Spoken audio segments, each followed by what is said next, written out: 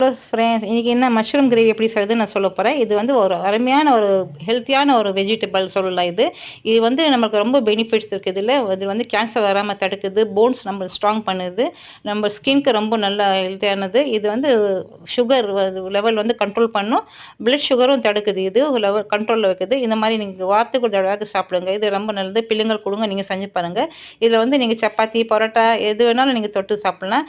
இதில் வந்து நீங்கள் 4 தக்காளி, 3 வெங்காயம், தேவையான அளவு எண்ணெய், ஒரு 2 ஸ்பூன் மல்லிப்பொடி, 1 ஸ்பூன் மிளகாய் பொடி, தேவையான அளவு மஞ்சள் பொடி, உப்பு இதெல்லாம் சேர்த்துட்டு, வெங்காயம் வந்து நல்லா வதக்கின பிறகு இஞ்சி பூண்டு பேஸ்ட் 1 ஸ்பூன் வதக்கிட்டு, அதில் தக்காளி வதக்கிட்டு, கரம் மசாலா சொல்லுவோம் அதிலே வாட போகிற வரைக்கும் வதக்கிட்டு, இந்த மாதிரி மசாலாவில் மிக்ஸ் பண்ணிட்டு, இதில் வந்து நீங்கள் மஷ்ரூம் இந்த மாதிரி கட் பண்ணிட்டு சேர்த்துக்கலாம். இது வந்து ரொம்ப அருமையானது ஒன்று. சாப்பிட்டு பார்த்து எப்படி இருக்குன்ட்டு எனக்கு கமெண்ட்ஸ் சொல்லுங்கள். பிடிச்சிருந்தா லைக் பண்ணுங்கள், ஷேர் பண்ணுங்கள்.